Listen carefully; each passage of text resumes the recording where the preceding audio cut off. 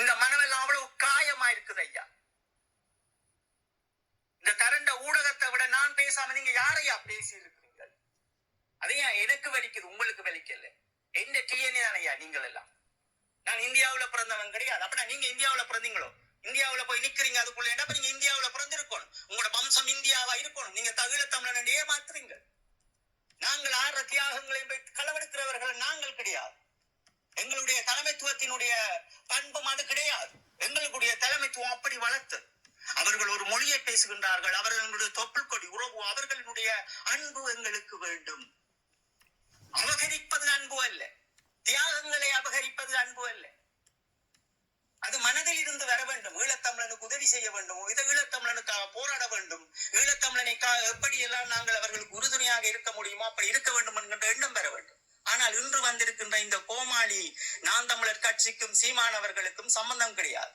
அது ஒரு அரசினால், பல அரசினால் உள்ளிட்டு பல நடவடிக்கைகள் தமிழர்களின் முன்னேற்றத்தை சிதைக்கின்ற வேலையைத்தான் செய்து கொண்டிருக்கிறார். இதையும் மீறி நீங்கள் செய்கின்ற பாதை சரி என்று சொன்னால் உடனே ஏற்பாடு செய்யுங்கள் ஜெர்மனியில் சந்திப்பதற்கு. சீமானவர்கள் உங்களுக்கு இதுவரை காட்டிய பாதையும் நீங்கள் நிற்கின்ற பாதையும் எம் இனத்திற்கு சரி, நாங்கள் தமிழீழத்தையோ சுதந்திரத்தையோ பெறுவோம் என்றால் அதுக்குரிய ஒரு ஒன்று கூடல் ஏற்படுத்துங்கள். நான் வருகிறேன் அன்று நாங்கள் மேடையில் உரையாடுவோம். சீமானே அழைத்துக் கொண்டு வாருங்கள்.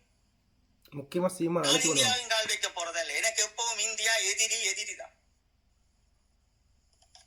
எப்போது ஒரு நம்பிக்கையாக வந்து எங்கள் மீர் போரை தொடுத்து எங்கள் பெண்களின் மேல் கைகளை வைத்து எங்கள் கல்விகளை தொலைத்து நாங்கள் இந்த அமைப்புக்குள் எப்போது போனோமோ அன்றில் இருந்து எங்களுக்கு இந்தியன் என்றால் அவர்கள் எதிரிதான். எப்போதும் எங்கள் மண்ணை சூறையாடியவர்களும் எங்கள் பெண்களின் மானங்களை சூறையாடியவர்களும் சிங்களவர்கள் போன்றோ அவர்கள். இதில் அவர்கள் சீக்கியர்களாக இருந்தார்கள், அதன்றில் அவர்களுடைய அடையாளம் அவர்கள் இந்தியர்கள். இந்த தெளிவோடுதான் நாங்கள் பயணிக்கின்றோம். இதைத்தான் அவர் கற்றுத்தந்தார். அதுதான் நாங்கள் உங்களுக்கு சொல்லுகின்றோம். என்னென்றால் என்ன, அன்புக்குரியவர்களே, எங்களுடைய அடுத்த சந்ததியை சிந்தியுங்கள்.